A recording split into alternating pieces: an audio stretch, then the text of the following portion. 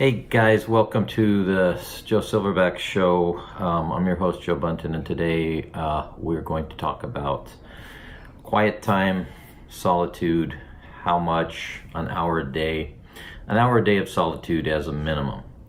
I got a phone call from my 24-year-old son. Actually, he sent me a text. I think I told you he is among a handful of his age group, I know maybe a little bit older, who are committing to detaching from their technology, from their social media, a certain amount of time each day and each week, and specifically also spending maybe 15 to 30 minutes in the morning, 15 to 30 minutes in the evening, doing some reading and having solitude through writing, journal writing. And what he sent me today was that Thoreau enjoyed 4 hours of solitude a day. And I think that if we set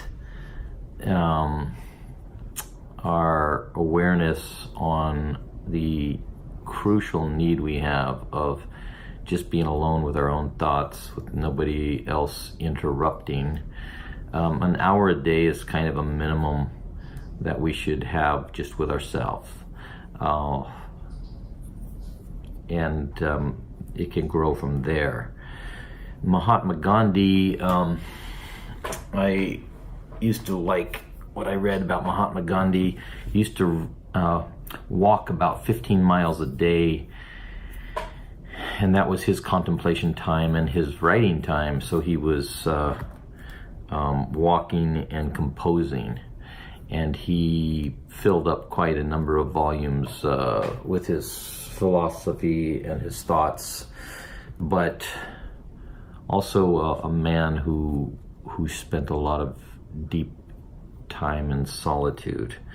So just to reiterate, our world today is overstimulated, and it's filled with an abundance of social media connection, other media connection, stimulation at work, stimulation at school, stimulation everywhere we go.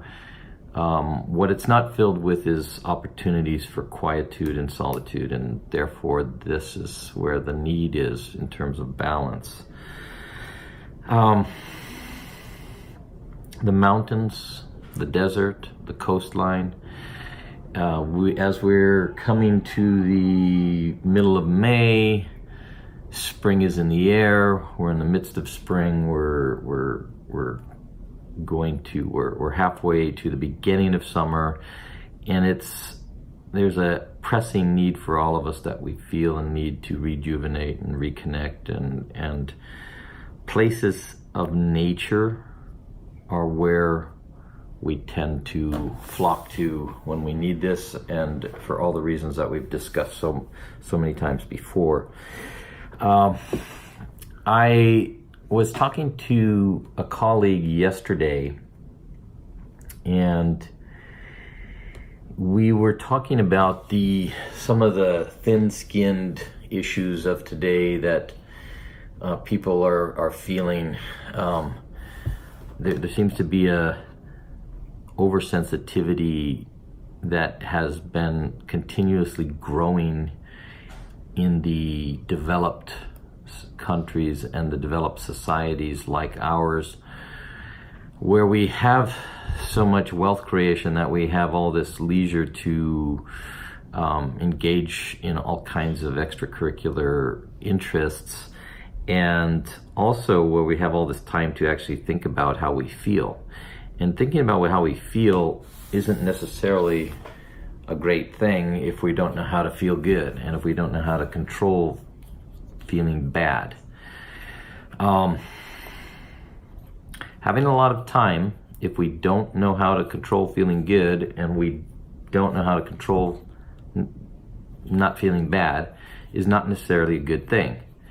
It is one of the greatest challenges of the wealthy societies. And for that reason, I highly recommend to myself and anyone else who wants to think more deeply about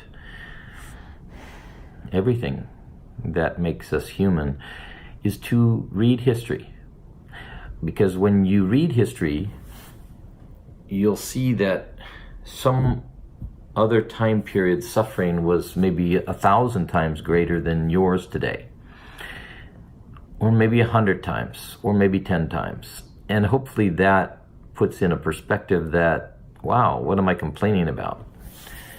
That is something that historical perspective gives us. Also, individuals throughout history, individuals currently who uphold a model of self-empowerment, self-improvement, putting aside your complaints and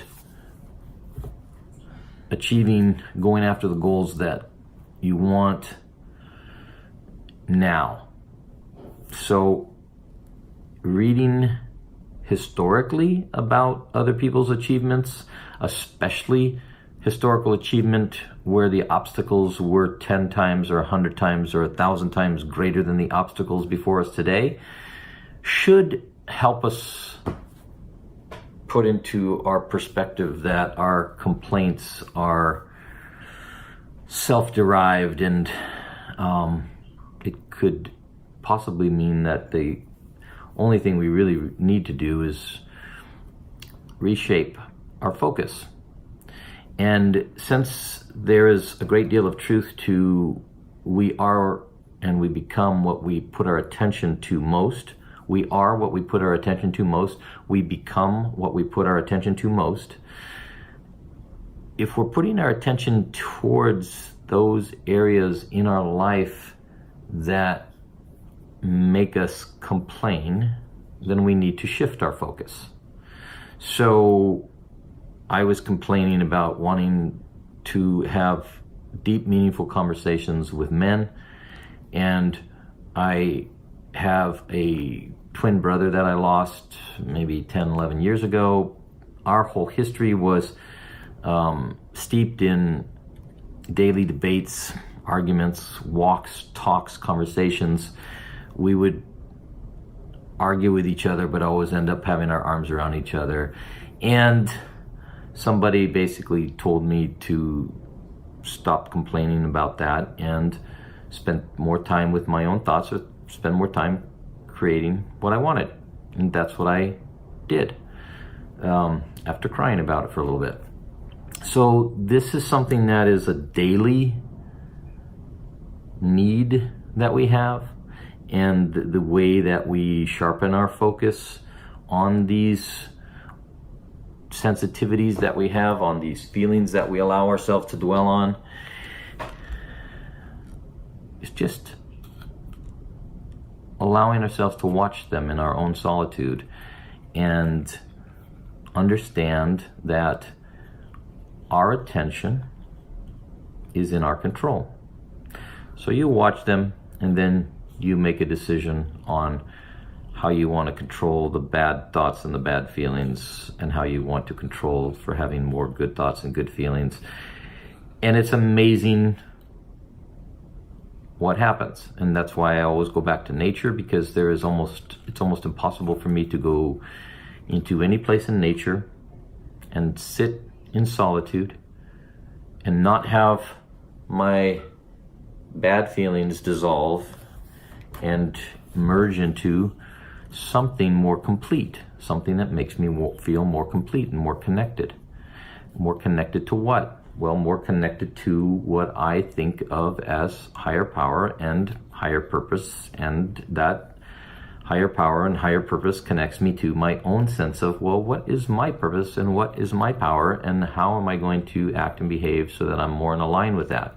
That's what walking and thinking and reflecting and spending solitude in nature does for all men and all women.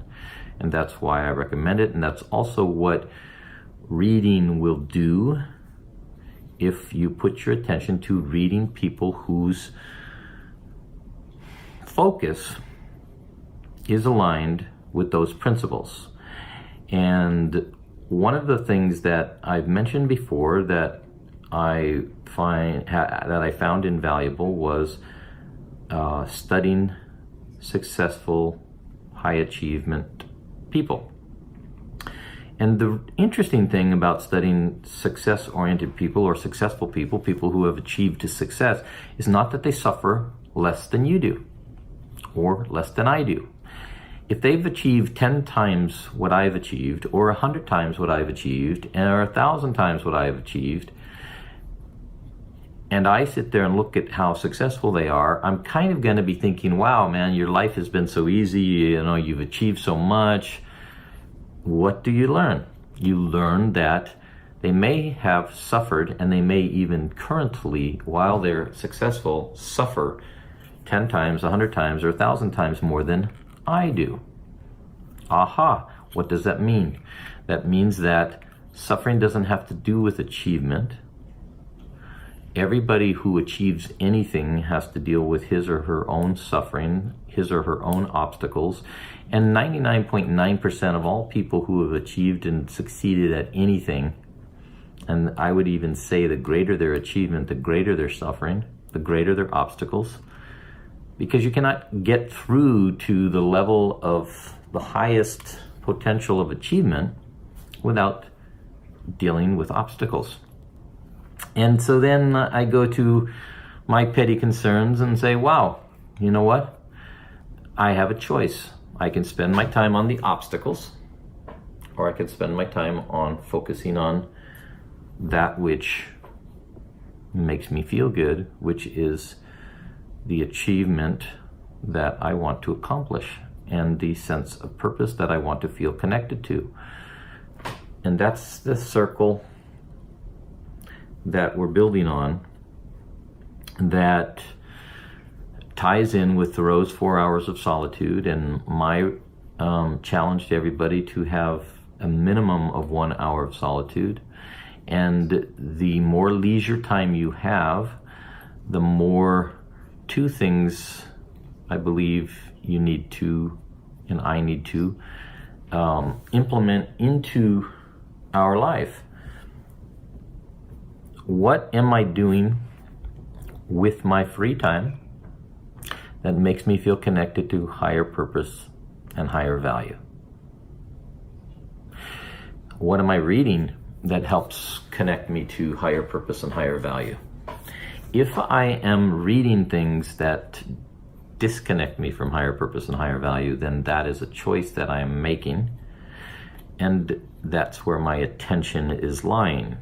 And with all the titillating, stimulating things that we can read online or in books or listen to on YouTube, on Netflix, etc., etc., etc., the control of content is in our hands.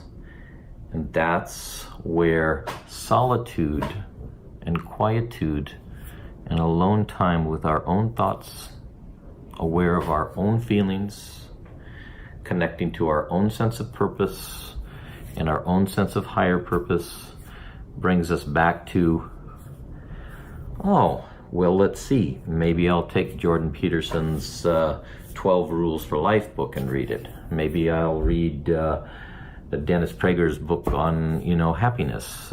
Maybe I'll read Yuval Noah Harari's Sapiens book and learn about the history of Homo sapiens.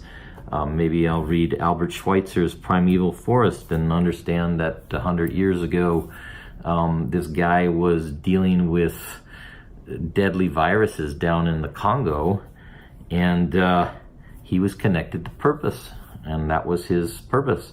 Or maybe I'll reflect again on Mahatma Gandhi's life and read about his concerns and his challenges and his suffering and what he accomplished through walking every day for 15 miles. Reading is vital to developing a strong mind. Solitude is vital for coming to understand and know myself. Who am I? What do I want? Where am I going? How am I going to get there?